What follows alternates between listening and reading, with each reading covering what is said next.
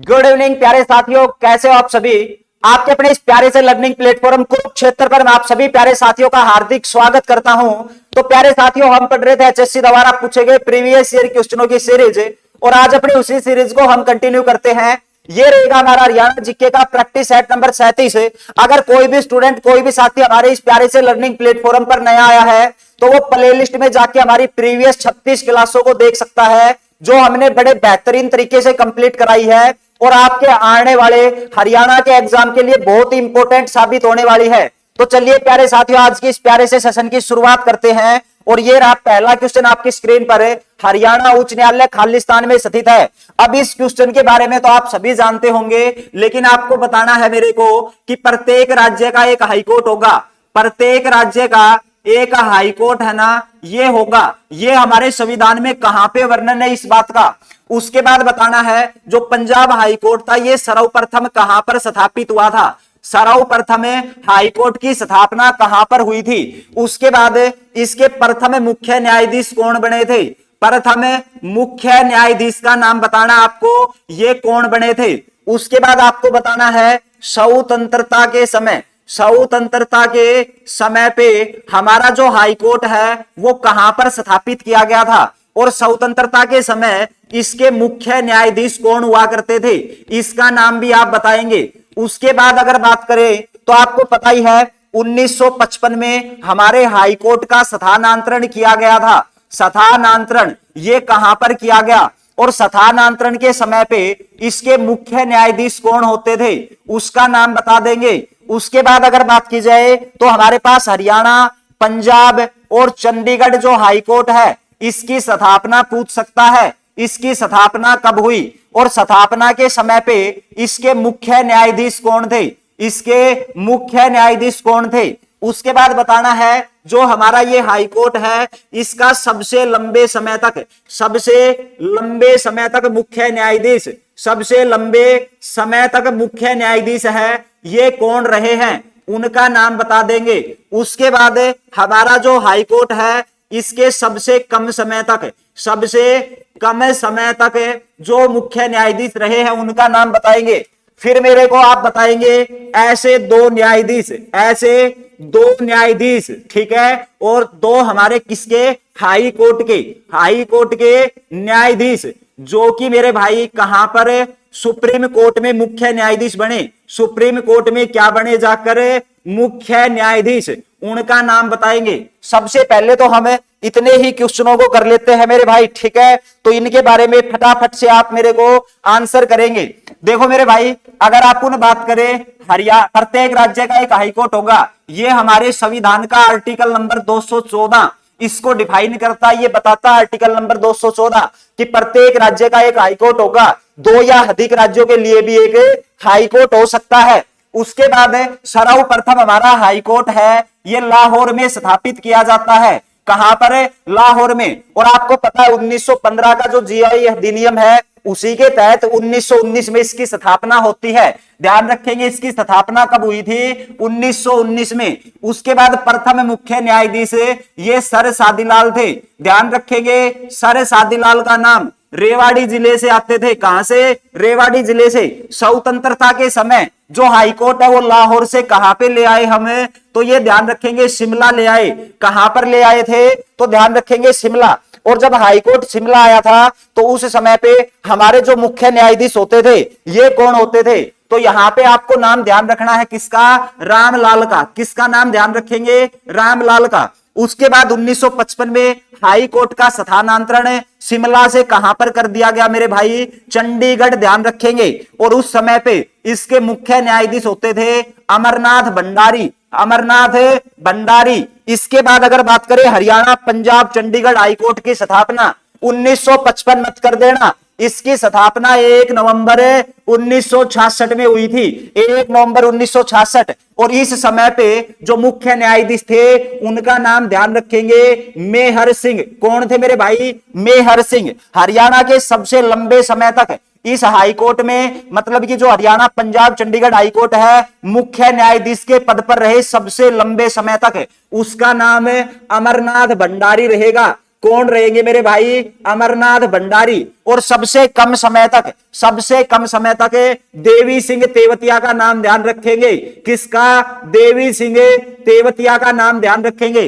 उसके बाद ऐसे दो न्यायाधीश जो भाई साहब अपने हरियाणा कोर्ट में जो न्यायाधीश थे, इसके साथ सुप्रीम कोर्ट के मुख्य न्यायाधीश बने, उनमें एक का नाम तीरथ सिंह ठाकुर, ध्यान रखेंगे, यहां पे लिख रहा हूं, एक का नाम तो तीरथ सिंह ठाकुर ध्यान रखेंगे, तीरथ सिंह ठाकुर। और दूसरे का नाम क्या ध्यान रखोगे? तो ध्यान रखेंगे दूसरा रंजन गगोई। ठीक है, रंजन गगोई का नाम ध्यान रखेंगे। कौन सा हो जाएगा यहां पर? तो भाई ये लिख दिया है मैंने, रंजन गगोई। ठीक है, ये दो ऐसे हमारे हाई कोर्ट के मुख्य न्यायाधीश हुए हैं जो सुप्रीम कोर्ट में भी मुख्य न्यायाधीश बने जाकर। इसके साथ और भी ध्यान रखना इससे। ठीक है, और क्या ध्यान रख सकते हो मेरे भाई? तो हरियाणा के दो ऐसे राज्यपाल जो हाईकोर्ट के मुख्य न्यायाधीश रहे, तो आप कहेंगे किस किस के बारे में? एक तो आरएस रणजीत सिंह नरूला, ठीक है, और एक नाम ध्यान रखना आपको, एसएस संगवालिया, एसएस संगवालिया। ये दो ऐसे व्यक्ति हैं जो भाई साहब हरियाणा के राज्यपाल भी रहे और साथ साथ अपने जो हाईकोर्ट है इसमें मुख्य न्यायाधीश के पद पर भी रहे हैं। इन दो व्यक्तियों का नाम ध्यान रखेंगे। हाई कोर्ट में मुख्य न्यायाधीश, ये नौकरशाह जो हाई कोर्ट में न्यायाधीश रहे थे, कौन है? तो एक आरएस नरूला और एसएस संगवालिया। ध्यान रखेंगे हाई कोर्ट के न्यायाधीश को उसके पद से कैसे हटा सकते हैं? हटाने की प्रक्रिया है महाभियोग। ध्यान रखेंगे कौन सी प्रक्रिया होगी? महाभियोग। और एकमात्र ऐसा जो हमारा हाई कोर्ट का मुख्य न्यायाधीश जिसके ऊपर यह प्रक्रिया चलाई गई थी, तो ध्यान रखेंगे मेरे भाई, उसका नाम था रंगास्वामी। क्या नाम था उसका? रंगास्वामी। लेकिन ध्यान रखेंगे ये जो महाभियोग है ये सफल नहीं हुआ। क्या नहीं हुआ? सफल नहीं हुआ। ये भी आपको ध्यान रखना है। इसके अलावा आपसे ये पूछ लेगा कि जो हमारा हाई कोर्ट है, हरियाणा, पंजाब, चंडीगढ़ हाई कोर्ट, इसके वास्तुकार कौन हुए हैं? इसके वास्तुकार का नाम, तो इसके वास्तुकार में आप ली कार्बूजियर का नाम ध्यान रखेंगे। किसका नाम ध्यान रखेंगे? ली कार्बूजियर इसके क्या रहेंगे? वास्तुकार रहेंगे। ठीक है मेरे भाई, तो इस प्रकार से आपको चीजों को पढ़ना है। हमारा हरियाणा जो का उच्च न्यायालय है ये आपका कहां पे रहेगा? चंडीगढ़ में रहेगा। कहां पे रहेगा मेरे भाई? चंडीगढ़ में। चलिए अगले क्वेश्चन पे, कौन सा स्वतंत्रता सेनानी जो बाद में हरियाणा का मुख्यमंत्री बना? बड़ा महत्वपूर्ण क्वेश्चन है मेरे भाई, और इस क्वेश्चन का आंसर क्या हो जाएगा? तो वो चौधरी देवीलाल थे। चौधरी देवीलाल के बारे में क्या जानते हो आप? वो यहां पे लिखेंगे कि भाई अगर मैं चौधरी देवीलाल, ताऊ देवीलाल की बात करूं तो सबसे पहले बात आती है इसका जन्म कब हुआ था, वो डेट बताएंगे। फिर इसकी मृत्यु कब हुई थी वो बताएंगे। उसके बाद इसके समाधि स्थल को किस नाम से जाना जाता है, समझ गए मेरे भाई, ये बताएंगे आप। अब देखो भाई, सबसे पहले अगर मैं इसके जन्म की बात करूं 1914 तेजा खेड़ा में, तेजा खेड़ा सिरसा में इसका जन्म हुआ था। इसकी मृत्यु 2001 में हुई थी। और ध्यान रखेंगे इसकी समाधि को संघर्ष घाट के नाम से जाना जाता है। क्या कहा जाता है? संघर्ष घाट। और ध्यान रखेंगे भाई साहब, बात थी 1930 की, यानी कि चौधरी देवीलाल मात्र 16 वर्ष के थे। एक आर्य समाजी थे जिनका नाम था केशवानंद, उससे इसने नमक की पुड़िया को खरीद लिया था। समझ गए? नमक की पुड़िया को खरीद लिया था। आपको पता है ना कि भाई नमक बनाना 1930 सविनय अवज्ञा आंदोलन उसी समय पे तो हुआ था। नमक के खिलाफ अधिकार नहीं था, लेकिन इसने खरीद लिया मेरे भाई। और ये उस समय पे स्कूल में पढ़ता था, हाई स्कूल में, और इसको हाई स्कूल से निकाल दिया गया। दोबारा कभी ये व्यक्ति स्कूल नहीं गया। स्कूल नहीं गया तो बन गया मुख्यमंत्री। समझ गए मेरे भाई? वो पुड़िया खरीद ली थी इसीलिए निकाल दिया था इसको। इसके साथ हमारा हरियाणा ग्रामीण जो ग्रामोद्योग बोर्ड है, हरियाणा खादी ग्रामोद्योग बोर्ड, हरियाणा खादी ग्रामोद्योग बोर्ड, इसके भाई साहब पहले प्रथम अध्यक्ष, ये अगर आपसे पूछ लिया जाए तो वो भी कौन थे? तो आप कहेंगे देवीलाल। कौन थे? देवीलाल। इसके अलावा ध्यान रखेंगे भाई, भारत छोड़ो आंदोलन, भारत छोड़ो आंदोलन, इसमें सक्रिय भूमिका में रहे थे। कैसी भूमिका थी इसकी? सक्रिय भूमिका थी किसकी? देवीलाल की। इसके अलावा ध्यान रखेंगे एक महिला आती है पंचकुला से, नाम था अरुणा असफ अली, भारत की रेल मंत्री भी बनी, वो भी बड़ी सक्रिय भूमिका में थी भारत छोड़ो आंदोलन में। और हरियाणा की एकमात्र महिला जिसको भारत रत्न मिला 1999 में, वो थी अरुणा आसफ अली, ध्यान रखेंगे, पंचकुला से, समझ गए। और देवीलाल भी भारत छोड़ो आंदोलन में सक्रिय भूमिका में रहे थे भाई, ध्यान रखेंगे। एक आंदोलन था जिसका नेतृत्व किया था 1952 में, और उस आंदोलन का नाम था मुजाहरा आंदोलन, भूमि से संबंधित था। इस आंदोलन का नेतृत्व भी किसने किया था? तो आप कहेंगे देवीलाल ने। इसके साथ साथ ध्यान रखना है 1977 में प्रथम बार तो भाई साहब 1977 हरियाणा के ये सीएम बने थे। एक बार मैं बता ही देता हूं, प्रथम बार हरियाणा का क्या बना, ये सीएम बना। अब इस बात को ध्यान से समझ लेंगे। 1977 भारत में वो दौर था जब भारत इमरजेंसी से गुजर के आया था। अभी तक भारत में कांग्रेस की सरकार बन रही थी, सारे के सारे प्रधानमंत्री कांग्रेस के बन रहे थे। लेकिन भाई साहब आपको पता ही है 1977 में जनता दल है उसने सरकार बनाई थी, और भारत के पहले गैर कांग्रेसी प्रधानमंत्री बनते हैं मोरारजी देसाई 1977। और उसी 1977 में हरियाणा में जनता दल से चुने जाते हैं नेता कौन? ताऊ देवीलाल। और ध्यान रखेंगे ताऊ देवीलाल हरियाणा के पहले क्या बने थे? पहली बार क्या बने थे? सीएम बने थे। ध्यान रखेंगे 1977 में ये हरियाणा का प्रथम बार क्या बना था? सीएम। कौन बने थे मेरे भाई? देवीलाल। ये बात आपको ध्यान रह जाएगी। उसके बाद क्या हुआ? 1987 का दौर आया, और 1987 में देवीलाल ने अपने बलबूते पर यही चेहरा था सामने, और इसी ने 85 सीटें जीतकर एक रिकॉर्ड कायम किया था। विधानसभा में 85 सीटें जीतने का काम किया था 1987 में। और उसके बाद ध्यान रखेंगे इसने क्या किया मेरे भाई? तो भाई ये अनपढ़ था, दिमाग ज्यादा चलता था इसका। 100 रुपए बुढ़ापा पेंशन शुरू कर दी, 1987। 1988 में इसने देखा भाई किसान कर्ज के नीचे दबे हुए हैं, समझ गए। अब इसको नहीं पता था कि कर्ज कैसे माफ किया जाए, क्योंकि अभी तक बुढ़ापा पेंशन को भारत में लागू करने की किसी भी राज्य ने नहीं सोची थी। हरियाणा पहला राज्य था जिसने बुढ़ापा पेंशन को शुरू किया था। और 1988 में इसने देखा भाई किसानों के हित के लिए क्या किया जाए, तो किसान कर्जवान बने हुए थे, और इसने मेरे भाई घोषणा कर दी। पता नहीं था कि सिस्टम कैसे चलेगा, लेकिन घोषणा कर दी जाके मन से कि किसानों का कर्जा माफ। तो ध्यान रखेंगे 1988 में क्या किया था? हरियाणा पहला राज्य बना था किसानों का कर्जा माफ करने वाला। और भाई साहब ये 2 डिसीजन ऐसे थे जो इस व्यक्ति को ले जाते हैं कहां पे? भारत की राजनीति में। और ये बड़े लोकप्रिय नेता हो गए, भारत के लोकप्रिय नेता। जैसे अब मोदी लहर है ना, इसी प्रकार से ताऊ देवीलाल हो रहा था भाई भारत में।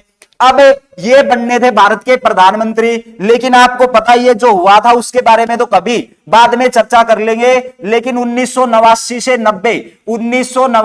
90 और उसके बाद 1990 से 1991 2 बार ये भारत के उप प्रधानमंत्री बने। क्या बने मेरे भाई? तो आप कहेंगे भारत के उप प्रधानमंत्री। और आपसे पूछा जाएगा जब देवीलाल भारत के उप प्रधानमंत्री थे उस समय पे इसके पास कौन सा मंत्रालय था? तो भाई साहब इसके को जो मंत्रालय दिया गया वो कौन सा दिया गया? कृषि मंत्रालय। कौन सा? कृषि मंत्रालय। 1999 में एक पार्टी का गठन किया, INLD। कौन सी? इनेलो, इंडियन नेशनल लोक दल, समझ गए। इसी पार्टी का गठन 1999 में हुआ था। तो ये थे हमारे देवीलाल।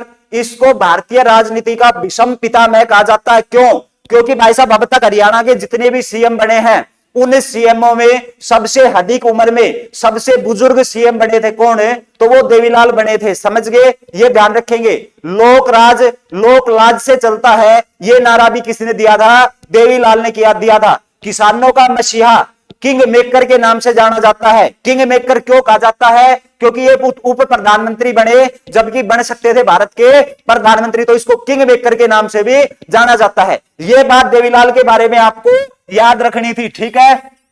इसके साथ एक नाम और बताना चाहता हूं मैं आपको, ठीक है। और वो नाम किसका बताना चाहता हूं मेरे भाई? तो वो थे हमारे बनारसी दास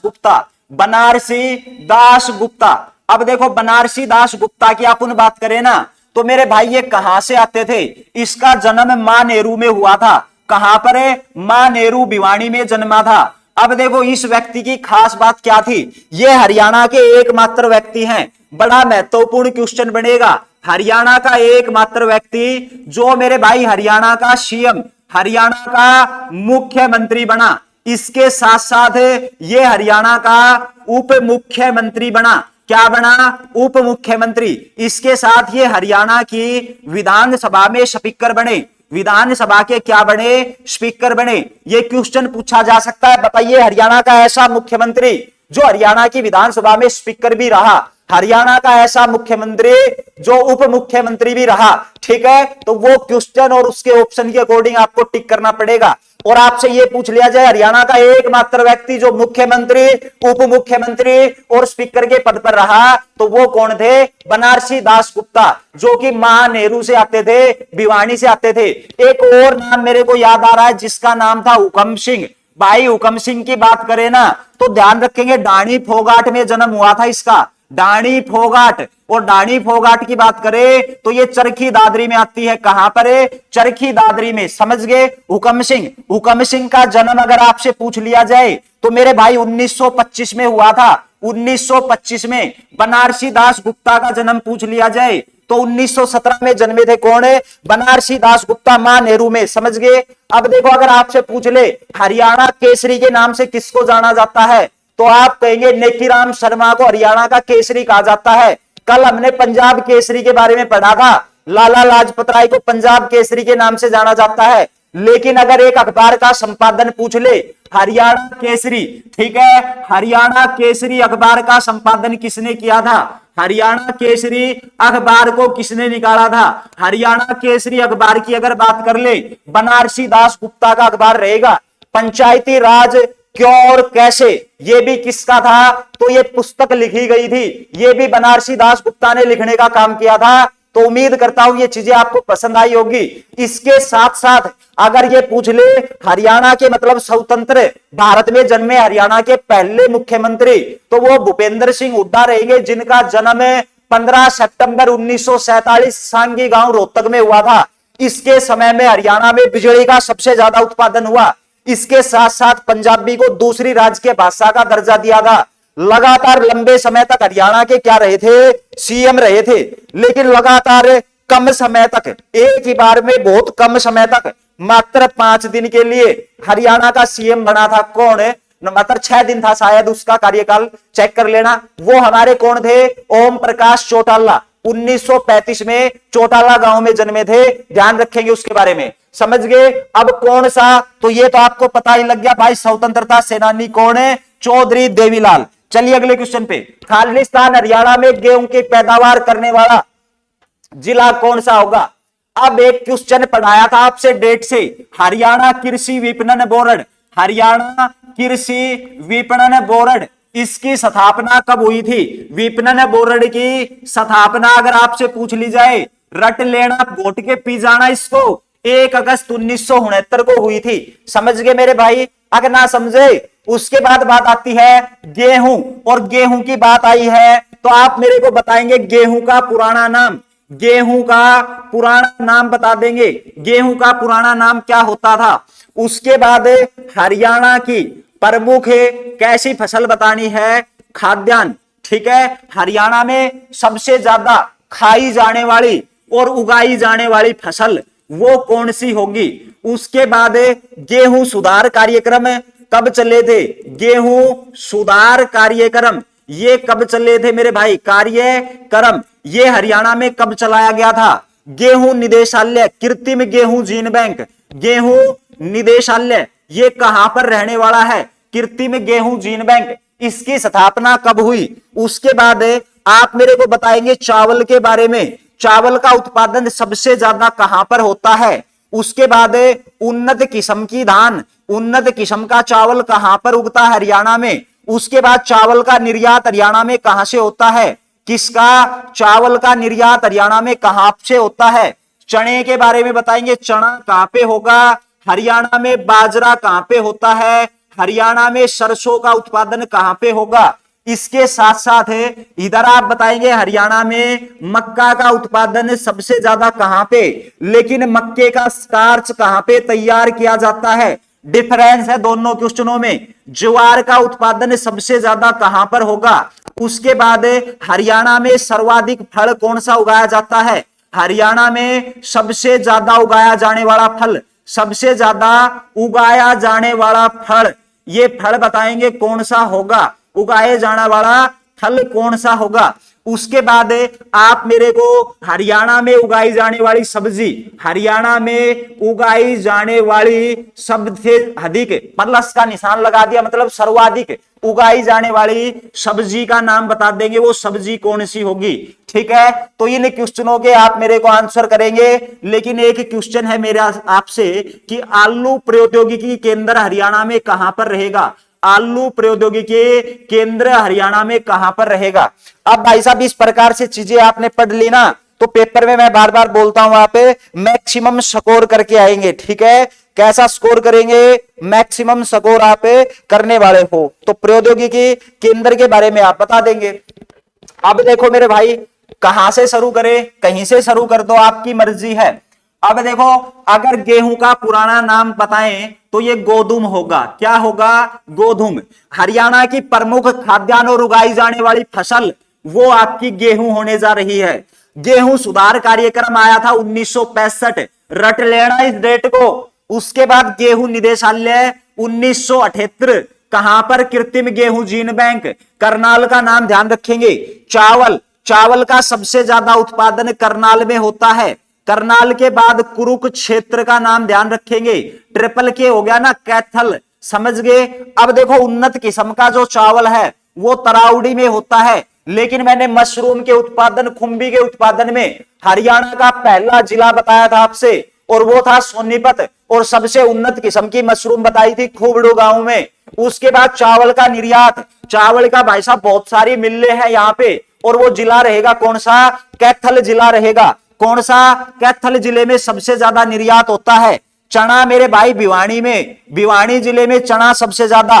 बाजरा भी भिवानी जिले में होगा। सरसों अपडेट कर लेना इसको, भिवानी जिला आएगा, पहले महेंद्रगढ़ हुआ करती थी। उसके बाद मक्के का उत्पादन पंचकुला में सबसे ज्यादा।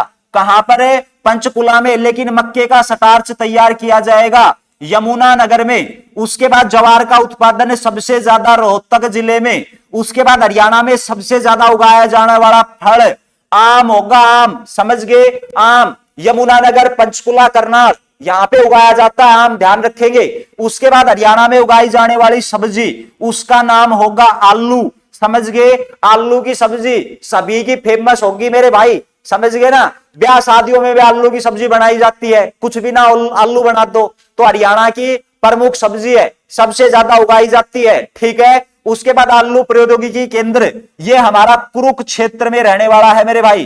कहां पर रहेगा? कुरुक्षेत्र में रहेगा। बात आई समझ में? आ गई होगी। लेकिन दो बातों की और बात करेंगे हम यहाँ पे। क्वेश्चन कम हो जाओ कोई दिक्कत नहीं है, क्वेश्चनों पे नहीं जाना चाहिए। करवाने को तो मैं 1 घंटे में 150 क्वेश्चन करवा दूं, फटाफट क्वेश्चन आंसर, उसका फायदा नहीं है, उसको याद नहीं रख पाओगे, रटोगे, और ये चीजें दिमाग में सेट होती चली जाएंगी और रटती भी चली जाएंगी अपने आप, समझ गए मेरे भाई। तो क्वेश्चन आपके 10 हो जाए चाहिए घंटे में, लेकिन बिल्कुल विस्तृत रूप से कम 200 क्वेश्चन मैं आपको रोज कराने की कोशिश करता हूं। अब आगे बात करते हैं, और आगे बात करेंगे तो हरियाणा की प्रमुख नकदी फसल, हरियाणा की प्रमुख नकदी फसल, प्रमुख की तो बाद में बात करेंगे, लेकिन आप मेरे को बताएंगे नकदी फसलों के बारे में। जैसे कि कपास की बात करें, कपास की बात करें, गन्ने की बात करें, ठीक है, ये 2 हरियाणा की कैसी फसल है? नगदी फसल है, नगदी। पेपर में पूछ लिया जाता है निम्न में से कौन सी नगदी फसल है, समझ गए? तो ध्यान दे लेना, नगदी मतलब बेचो पैसा लो, समझ गया। कपास, कपास को खाओगे, खाओगे क्या? कपास को नहीं खाएंगे, बेचेंगे इसको। तो कपास कैसी फसल है? नगदी फसल है। कैसी फसल है? नगदी फसल है। उत्पादन कहां पे? सिरसा में। लेकिन कपास अनुसंधान केंद्र पूछ ले, कपास अनुसंधान केंद्र पूछ ले तो मेरे भाई ये भी सिरसा में रहेगा। कहां पे? सिरसा में। लेकिन कपास का व्यापार पूछ ले आपसे कि कपास का व्यापार सबसे ज्यादा कहां पर होता है, तो आप कहेंगे पलवल में कपास का सबसे ज्यादा व्यापार होता है। इसीलिए तो पलवल को कॉटन सिटी ऑफ हरियाणा के नाम से जाना जाता है। उसके बाद गन्ना, गन्ना, गन्ना भाई साहब हरियाणा की प्रमुख नगदी फसल है। प्रमुख कैसी फसल है? नगदी फसल है। कौन सी? गन्ना। गन्ने का उत्पादन सबसे ज्यादा यमुनानगर में और दूसरे नंबर पे करनाल जिला आएगा। रट लेना इसको। गन्ना प्रजनन केंद्र पूछ ले, गन्ना प्रजनन केंद्र आपसे पूछ ले तो ये भी आपका करनाल में रहेगा। इसकी स्थापना घोट के पी जाना मेरे भाई 1932 में हुई थी। कब हुई थी? 1932। गन्ना प्रजनन केंद्र की स्थापना कहां पे? करनाल में। चलिए अगले क्वेश्चन पे। गेहूं की पैदावार वाला जो जिला है वो कौन सा होगा? अब करो, इसमें किसको आंसर करोगे जल्दी से फटाफट।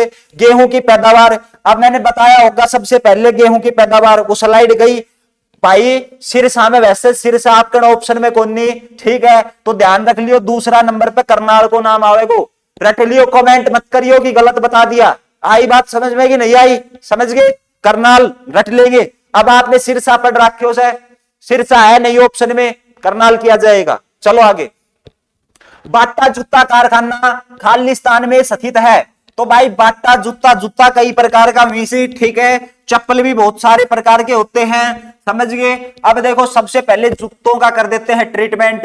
भाई साहब लिबर्टी जूता उद्योग, लिबर्टी जूता उद्योग कहां पे रहने वाला है? समझ में आई कुछ? उसके बाद वनस्पति उद्योग हरियाणा में कहां पर रहेगा? वनस्पति उद्योग। मेडिकल डिवाइस उपकरण उद्योग, कौन सा? मेडिकल डिवाइस उपकरण उद्योग, ये हरियाणा में कहां पर स्थित रहेगा? तिल्ला जुत्ती उद्योग, तिल्ला जुत्ती उद्योग, जुत्ती सही लिखा गया देख लेना।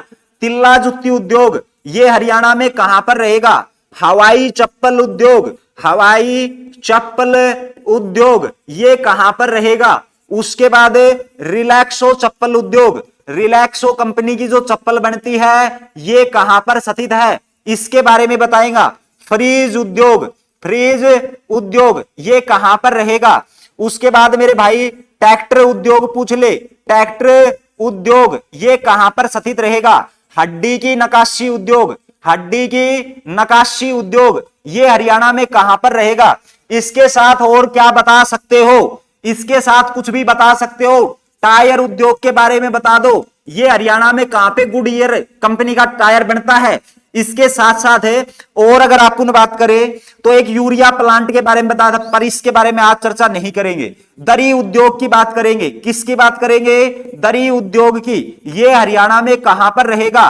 फिर दरी व गलीचा उद्योग ध्यान रख लेंगे, दरी और गलीचा उद्योग के बारे में। इसके साथ ध्यान रख लेंगे सिलाई मशीन उद्योग, कौन सा? सिलाई मशीन उद्योग ये हरियाणा में कहां पर स्थित रहेगा? साइकिल उद्योग हरियाणा में कहां पर है? साइकिल उद्योग ये हरियाणा में कहां पर स्थित है? उसके बाद चमड़ा उद्योग, चमड़ा उद्योग ये हरियाणा में कहां पर स्थित है? इसके साथ वैज्ञानिक नगरी के नाम से किसको जाना जाता है? वैज्ञानिक नगरी के नाम से किसको जाना जाता है? इतने तो कर लो पहले।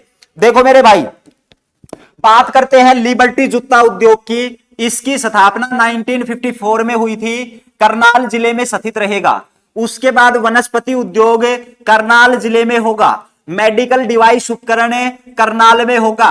कंफ्यूज मत होना, करनाल में होगा मेडिकल डिवाइस, लेकिन मेडिकल मेडिसिटी के नाम से गुरुग्राम को जाना जाता है। सबसे वीआईपी अस्पताल जिसका नाम होगा क्या? मेदांता हॉस्पिटल गुरुग्राम में है। उसके बाद तिल्ला जुत्ती उद्योग ये आपका रेवाड़ी में स्थित होगा, रेवाड़ी। हवाई चप्पल उद्योग महेंद्रगढ़ में, कहां पर मेरे भाई? खनिजों का शहर महेंद्रगढ़। रिलैक्सो चप्पल स्पेशल क्वालिटी है मेरे भाई, एक बार खरीद ली तो चप्पल घस जाएगी, एडी निकल जाएगी, चप्पल की बद्दी नहीं टूटेगी। बता दिए खास बात, किसी की बद्दी टूटती हो, किसी को परेशानी हो चप्पल से, ये चप्पल खरीद लेना, समझ गए? रिलैक्सो चप्पल। और ये रिलैक्सो चप्पल कहां पर है? झज्जर में। उसके बाद फ्रीज उद्योग ये मेरे भाई फरीदाबाद में, कहां पर है? फरीदाबाद। ट्रैक्टर उद्योग की बात करें तो पावर ट्रैक ट्रैक्टर बनता है ना फरीदाबाद में। इसके अलावा हड्डी की निकासी ये भी फरीदाबाद में, कहां पर है? फरीदाबाद में। उसके बाद टायर उद्योग गुडईयर कंपनी के, फरीदाबाद बाबा फरीद की नगरी। दरी उद्योग की बात करें तो ये पानीपत, कहां पर है? पानीपत में। दरी और गलीचा आ जाए तो आंसर चेंज हो जाएगा, अंबाला जिला आएगा। कौन सा? अंबाला जिला। सिलाई मशीन के लिए अंबाला जिला। अंबाला जिले को ही तो हम वैज्ञानिक नगरी के नाम से जानते हैं। हरियाणा में वैज्ञानिक नगरी अंबाला जिला को। साइकिल उद्योग सोनीपत में रहेगा। कहां पर रहेगा? सोनीपत में। एटलस कंपनी की साइकिल 1951 में इस उद्योग को स्थापित करने वाले थे जानकी दास। ध्यान रखेंगे सेठ जानकी दास का नाम। चमड़ा उद्योग की बात करें तो ये बाबा फरीद की नगरी फरीदाबाद में रहेगा। कहां पर रहेगा? फरीदाबाद में। लेकिन भाई साहब डेट से भी क्वेश्चन पूछे जाते हैं। 3-4 क्वेश्चन डेट से लिख देता हूं तभी तो ध्यान रहेगा। अब देखो, अगर आपसे पूछ लिया जाए पेपर मिल की स्थापना कब हुई थी तो पुंगी फीस है तुम्हारी, समझ गए। पेपर मिल की स्थापना गलत करके आओगे, लेकिन अब आपने हमारी क्लास ले ली है, अब गलत नहीं होगा। पेपर मिल कब स्थापित हुई? उसके बाद बिल्ट का मतलब बेलापुर इंडस्ट्री लिमिटेड, ये जो है हमारी इसकी स्थापना, तो मैं थोड़ी शॉर्ट फॉर्म में लिख देता हूं। बेलापुर जो इंडस्ट्री है इसके बारे में पूछ लेगा, इस इंडस्ट्री की स्थापना कब हुई थी, डेट बताएंगे। उसके बाद सरस्वती शुगर मिल इसकी स्थापना पूछ ले, घबराना नहीं है, समझ गए, घबराना नहीं है बिल्कुल भी। Saraswati sugar mill. उसके बाद पेपर मिल हो गया बेलापुर इंडस्ट्री। एक भारतीय केमिकल स्टार्च लिमिटेड, इसकी स्थापना कब हुई थी? भारतीय केमिकल स्टार्च लिमिटेड, इसकी स्थापना कब हुई थी? स्टार्च लिमिटेड की स्थापना बता देंगे कब हुई थी। रेलवे वैगन वर्कशॉप इसकी स्थापना कब हुई थी, ये बता देंगे मेरे भाई। इतनी डेट याद कर लो काफी है। अब देखो मेरे भाई, पेपर मिल हरियाणा की पहली पेपर मिल 1929 यमुनानगर में स्थापित हुई। कहां पर? यमुनानगर में। यमुनानगर जहां पर मतलब जिसको अब्दुल्लापुर के नाम से जाना जाता था, स्वतंत्रता तक कांच की सबसे बड़ी मंडी लगती थी अब्दुल्लापुर में। बेलापुर पेपर इंडस्ट्री 1945 में स्थापना हुई, ये भी हमारी यमुनानगर में। सरस्वती शुगर मिल 1933 में स्थापना हुई, यमुनानगर में रहेगी सरस्वती शुगर मिल। रट लेना, जबकि गन्ने का प्रजनन केंद्र करनाल 1932। उसके बाद भारतीय chemical starch limited 1938 Yamunanagar. Railway wagon workshop 1952 में स्थापित हुआ था हरियाणा की छोटी पित्तल नगरी जगाधरी में। क्या? हरियाणा की छोटी पित्तल नगरी जगाधरी में रहेगा। हरियाणा की पित्तल नगरी तो वो अपना रेवाड़ी जिला जाना जाता है हरियाणा की पित्तल नगरी के नाम से, ध्यान रखेंगे। तो इस प्रकार से क्वेश्चनों को पढ़ेंगे। अब देखो, बाटा जूता का कारखाना भाई फरीदाबाद में रहेगा। बाबूजी, ओ बाबूजी, ये कहां पे रहेगा? फरीदाबाद में। क्या? बाटा जूता कारखाना। चलो आगे। हरियाणा केसरी का खिताब किसे दिया गया था?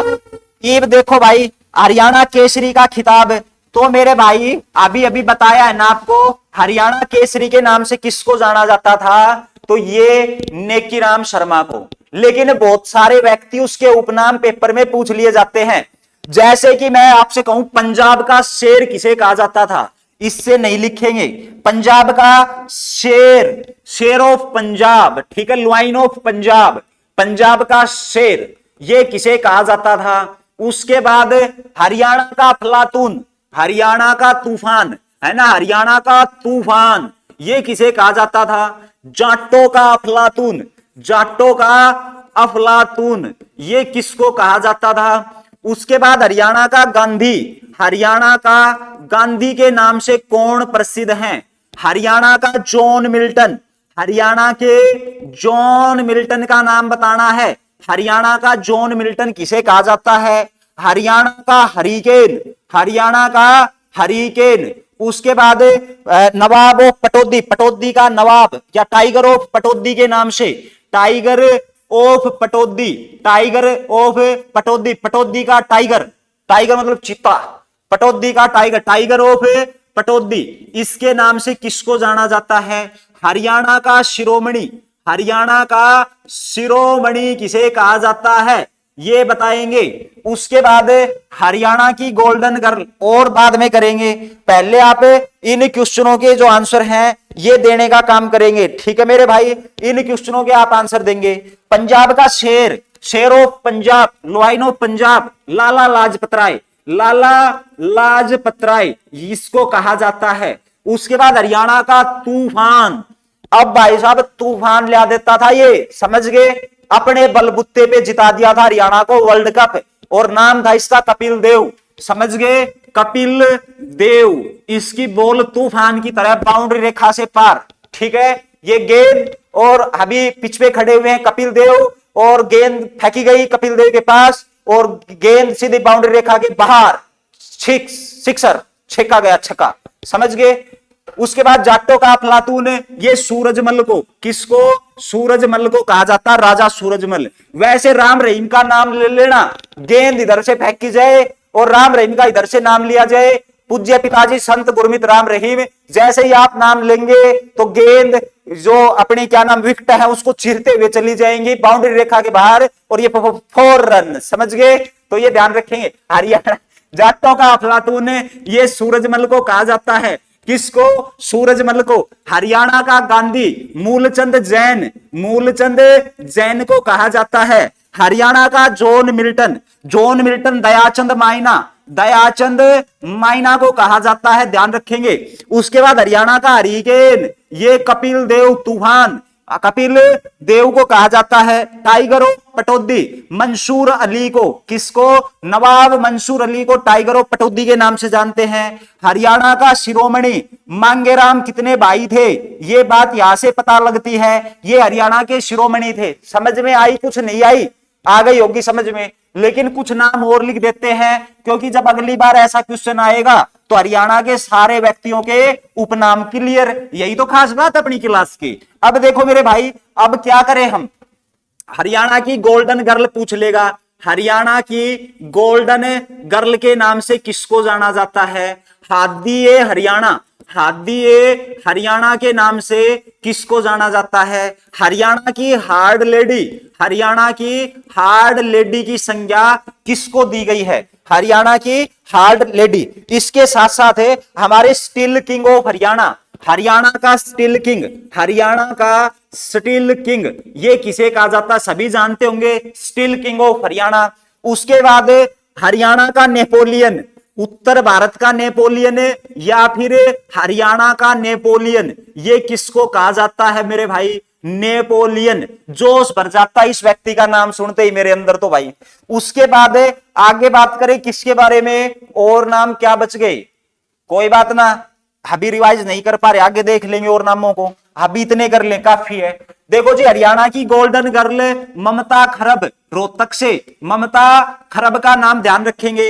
हादीए हरियाणा शहजादा मोहम्मद, ठीक है, शहजादा मोहम्मद का नाम ध्यान रखेंगे, किसका, मोहम्मद का नाम ध्यान रखेंगे। हरियाणा की हार्ड लेडी कविता दलाल, कविता दलाल WWE रेसलर, समझ गए। हरियाणा का steel king Om Prakash Jindal, Om Prakash Jindal, OP Jindal, ये ध्यान रखेंगे। उसके बाद हरियाणा या उत्तर भारत का नेपोलियन, ये तो प्रभु हेमचंद्र विक्रमादित्य, कौन होंगे, हेमचंद्र विक्रमादित्य हो जाएंगे। हरियाणा के ग्रांड ओल्ड मैन के नाम से लाला मतलब मुरलीधर को जाना जाता, राय बहादुर लाला मुरलीधर को जाना जाता, अंबाला से इसका संबंध रहेगा। हाबी हरियाणा केसरी था, और ये नेकीराम शर्मा को।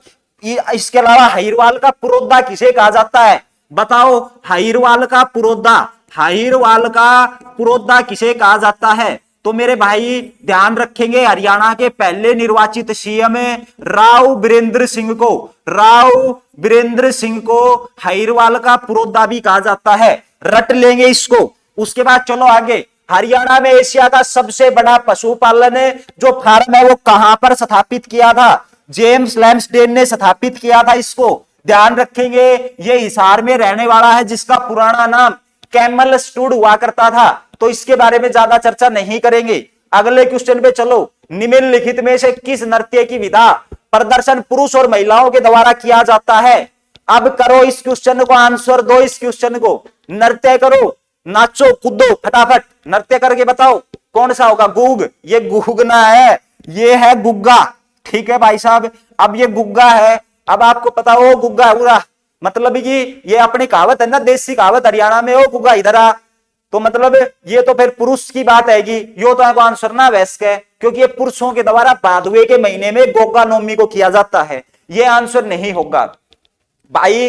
लोर नृत्य की अगर आप पुनः बात करें ना, किसकी, लोर नृत्य की, तो ये अपनों ईब चल रहा है होली तय कुछ दिन बचियासी, और ध्यान रखेंगे ये नृत्य होली से 15 दिन पूर्व किया जाता है, 15 दिन पहले किया जाता है। और ये नृत्य लड़कियों के द्वारा, महिलाओं के द्वारा किया जाता है।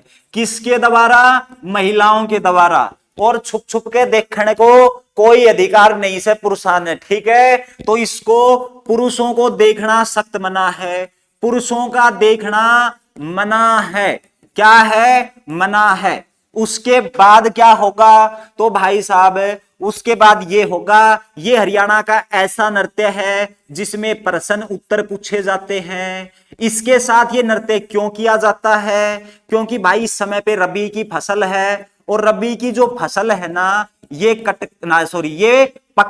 ये पककर क्या हो जाती है, तैयार हो जाती है। और इसी की खुशी जाहिर करने के लिए हरियाणा में जो नृत्य किया जाता है वो कौन सा होगा, लोर नृत्य, ठीक है जी, लोर नृत्य। उसके बाद आ जाओ रास नृत्य, रास लीला। भाई साहब रास लीला तो आपको पता ही है कौन करते थे, श्री कृष्ण भगवान, श्री कृष्ण जी भगवान, लिखो इसको, श्री कृष्ण जी भगवान करते थे कौन से, रास लीला। अब जो उत्तर प्रदेश का मथुरा में प्रचलित थी, वृंदावन में किया करते थे, वृंदावन, वृंदावन समझ गए, सही बोला ना, वहीं पे किया करते थे। और ध्यान रखेंगे उत्तर प्रदेश मथुरा के जो आसपास अपना हरियाणा लगता है, कुछ हिस्सा फरीदाबाद का, कुछ हिस्सा पलवल का, वहीं पे किया जाता है रास लीला। अब ये रास लीला को पुरुष भी करते हैं, महिलाएं भी करती है, लेकिन ऑप्शन में ये भी ना है, कभी पूछ लिया जाए। अब देखो पुरुष जो करते हैं ना रास लीला, पुरुष वाला, तो आपको बेरा ही है मेरे भाई, पुरुष ने किता महिला, इसने क्या नाम है, ब्याह शादी में लगन समारोह चठीक हुआ पूजन किता बुला ले, दो छोटा छोटा लिटिल लिटिल लिया, वह के बाद नृत्य ना वह तांडव, ऐसे तांडव, समझ गए। तो भाई पुरुषों द्वारा की गई रास लीला तांडव कहलाती है, तांडव। अब महिलाएं तो पिती नहीं है, ठीक है, उनको कोई देता नहीं है, कोई पूछता भी नहीं है, क्यों भाई, महिलाओं को भी बराबर अधिकार है मेरे भाई, ठीक है, लेकिन इनके अधिकारों का हनन हो रहा है। ब्याह शादियों में कोई कभी देखा है, किसी ने पूछा महिला से, हाँ भाई क्या लेगी, ठीक है, मतलब इनका क्या है, हनन है। तो इनको भी अपना जो अधिकार है ना, इस अधिकार को मनवाना चाहिए, जबरदस्ती लेना चाहिए भाई साहब। जब पुरुष लेते हैं तो इनका भी अधिकार है, अपने आप ना पिएंगे, गलत चीज है दारू बियर वगैरह पीना, समझ गए। तो भाई साहब पुरुष अपने आप छोड़ देंगे, जब महिलाएं एक दो बार लेके और वहां पे डीजे के ऊपर जाएंगे ना, तो अपने आप हो जाएगा हिसाब किताब बराबर है। लेकिन भाई साहब महिलाएं जो नृत्य करती हैं रासलीला, उसको लासप कहा जाता है, ये आप ध्यान रख लेंगे। इसके अलावा भाई साहब झूमर, समझ गए। अब अपने जो अभी क्लास देख रहे हैं कितने गए जोड़े वाले, जिनकी शादी हो रखी हो वो कमेंट में बता देना, उनको इस नृत्य के बारे में पता होगा। अब देखो झूमर एक आभूषण है जो माथे के बीचों बीच टाका जाता है, और जैसे ही माथों के बीचों बीच टाका जाता है उसके पास है उसका जो बींद होता है, ठीक है, और दोनों बींद बींद नहीं मिलके करते हैं कौन सा, झूमर नृत्य। एक साथ महिला और पुरुषों के द्वारा किया जाता है, जोड़े के साथ किया जाता है, समझ गए। तो विवाहित प्यारा सा जोड़ा इस नृत्य को मिलके करता है, कौन सा नृत्य है, तो वो होगा झूमर नृत्य। और अपने क्वेश्चन का आंसर भी आपको मिल चुका होगा, कौन सा, झूमर नृत्य, समझ गए मेरे भाई। तो उसके बाद एक नृत्य और है जो इंपॉर्टेंट है, और उसका नाम है धमाल नृत्य। अब ये धमाल नृत्य है, ये हरियाणा का सबसे प्राचीन नृत्य है मेरे भाई। क्या है, तो आप कहेंगे हरियाणा का सबसे प्राचीन नृत्य, सबसे कैसा नृत्य, प्राचीन नृत्य, जो नृत्य महिला व पुरुषों के द्वारा, महिला व पुरुषों के द्वारा किया जाता है, कौन सा नृत्य, धमाल नृत्य। तो इस नृत्य का नाम ध्यान रखेंगे, धमाल नृत्य हरियाणा का जो है सबसे पुराना नृत्य होगा। और इसके साथ साथ इसके एक बार देखना, ये शायद पुरुषों के द्वारा ही किया जाता होगा। इसके साथ साथ है एक चीज और ध्यान रखना, जो पेपर में पूछी जाएगी आपसे, कि ये हमारा महेंद्रगढ़, महेंद्रगढ़ के साथ साथ है झज्जर, और झज्जर के साथ है कहां पर ये अपना लोकप्रिय रहेगा, ये भाई, हाँ बिल्कुल बिल्कुल, ये ना पुरुषों के द्वारा किया जाता है खुले आसमान में। और ये महेंद्रगढ़ हो गया, झज्जर हो गया, और गुरुग्राम, गुड़गांव, यहां पे प्रचलित है। ये 3 जिले ध्यान रख लेना, किसके लिए? धमाल के लिए। हरियाणा का सबसे प्राचीन नृत्य। बात आई समझ में? कुछ ना आई भी पल्ले पड़े हो कि भी नहीं पड़े हो? नहीं पड़े हो तो दोबारा देख लियो, ठीक है। फिर भी नहीं पड़ा है तो कल मिल लियो मेरा तय। उसके बाद आ गया जो, ओहो ये भी आ गया। अब ये कह रहा मंजीरा, लोक नृत्य में निम्नलिखित में से कौन सा उपकरण बजाया जाता है? अब भाई मंजीरा की बात करा, जिन जिन, जिन, जिन, जिन, जिन मतलब कि यो मिक्स अप है, समझ गए? ई मैं आप पतो ना लगा सका। मजीरा नगाड़ा बजा लो, डफली बजा लो, मजीरा। इब जैसे हम हैं, हमको डांस नहीं आता, हमको गाना गाने नहीं आता, ठीक है, तो कुछ भी मिला देते, कुछ भी मिक्सअप कर देते हैं, कोई भी स्टेप उठा लें, तो ये क्या है? मंजीरा है, ठीक है, मंजीरा। समझ गए? नगाड़ा, डफली, मंजीरा। उपयुक्त सभी इसका आंसर होगा मंजीरा लोक नृत्य है। कौन सा उपकरण? सारे बजाए जाते हैं, सारे। ओके भाई, चलो आगे। हरियाणा की धमाल नृत्य विधा, अब ये बता दिया ना मैंने अभी, समझ गए? ये पेपर में पूछा गया, मैं अपनी तरफ से ना लेके आया, ऐसे सीक्वेंस में पूछा जा रहा था, ऐसे कैसा टाइप करवा दिया। अब देखो मेरे भाई, ध्यान रखेंगे, हरियाणा का धमाल नृत्य विधा खालिस्तान में प्रदर्शन किया जाता है, तो आप कहोगे झज्जर और महेंद्रगढ़। कहां पर है? झज्जर और महेंद्रगढ़ में। चलिए आगे। कथक या कथक खालिस्तान की नृत्य विधा है। अब देखो, आप दा केरल ठोक आवेंगे, पक्की बात सही, केरल करके आओगे, लेकिन आपने हमारी क्लास ले ली है, अब आप ऐसा कदापि नहीं कर सकते, ठीक है मेरे भाई। आपको पेपर में करने से पहले 2 बार मेरी आवाज आपके कानों में गूंजेगी कि ऐसा मत कर, समझ गए? और वहां पे जब आप परीक्षा हॉल में बैठे रहेंगे, पीछे से चाटा दूंगा अगर गलत किया तो, समझ गए कि नहीं समझे? जो क्वेश्चन पढ़ा दिया पेपर में गलत नहीं होना चाहिए। कोई माई का लाल नहीं है आपका सिलेक्शन रोक दे, गारंटी है इस बात की। समझ में आई कि नहीं आई? कथक की नृत्य विधा ये कौन सी होगी? उत्तर भारत की। किसकी? उत्तर भारत की। कमेंट करके ऐसे मत कहना चाहिए तो केरल की है। चलो आगे। उसके बाद पानीपत की पहली लड़ाई किसने जीती? अब है पानीपत ने खा लिए बिल्कुल भाई। ये पानीपत की लड़ाई पहली कहने जीती। अब पहली लड़ाई वही थी बाबर और इब्राहिम लोदी का बीच में। अजय भाई ने यो भी नहीं बेरो है, पानीपत की पहली लड़ाई क्या का बीच में ही थी, तो वो बेशक तैयारी छोड़ सके, अपने कंपनी पकड़ लेगा, समझ गए? तो ध्यान रखेंगे, ये किस किस के बीच में? बाबर और इब्राहिम लोदी के बीच में। उसके बाद पानीपत की दूसरी लड़ाई किसने जीती थी? तो पानीपत की दूसरी लड़ाई अकबर ने जीती थी। पानीपत की तीसरी लड़ाई अहमद शाह अब्दाली ने जीती थी। उसके बाद आगे चलो, यह आज का अपना लास्ट क्वेश्चन होने जा रहा है, उसके बाद हम क्लास की समाप्ति की घोषणा कर देंगे। आई बात समझ में? कुछ नहीं आई? आ जाएगी। हर्षवर्धन युग के तांबे के सिक्के खालिस्तान में पाए गए, लेकिन आप मेरे को बताएंगे शुंग कालीन सिक्के हरियाणा में कहां पर मिले? शुंग कालीन जो सिक्के हैं ये हरियाणा में कहां से प्राप्त हुए? उसके बाद इंडो ग्रीक के सिक्के, इंडो ग्रीक के सिक्के ये हरियाणा में कहां से प्राप्त हुए? उसके बाद कुषाण कालीन सिक्के, कुषाण कालीन सिक्के हरियाणा में कहां से प्राप्त हुए? उसके बाद समुद्रगुप्त कालीन सिक्के, समुद्रगुप्त कालीन सिक्के ये हरियाणा में कहां से प्राप्त हुए? उसके बाद बाबूजी बात करें तो योध्या कालीन सिक्के, कौन से? योध्या कालीन सिक्के हैं, ये हरियाणा में कहां से मिले? उसके बाद योध्या कालीन जो सिक्के हैं ना मेरे भाई, ये ना टकसाले, टकसाले ये हरियाणा में कहां से मिली? समझ गए? इन सारे के सारे तमाम क्वेश्चनों के आप क्या करेंगे? आंसर करेंगे। समझ में आया? कुछ नहीं आया तो आपको समझ में आ गया होगा। अब देखो मेरे भाई, इनके करते हैं आंसर, और आंसर करेंगे तो शुंग कालीन सिक्के मेरे भाई शुद्ध यमुनानगर से। कहां से? शुद्ध यमुनानगर से। इंडो ग्रीक के सिक्के खोखरा कोट, ठीक, खोखरा कोट कहां पे रहेगा? रोहतक। और ध्यान रखेंगे बीरबल साहनी ने खोजा था इंडो ग्रीक के सिक्कों को। उसके बाद कुषाण कालीन सिक्के हरियाणा में 3 जगहों से प्राप्त हुए हैं। कुषाण कालीन सिक्के हरियाणा में 3 जगह से।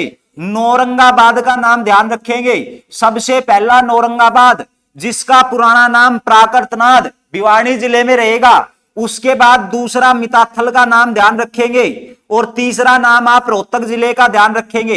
ये 3 पॉइंट जहां से हमें कुषाण कालीन सिक्के हरियाणा में प्राप्त हुए।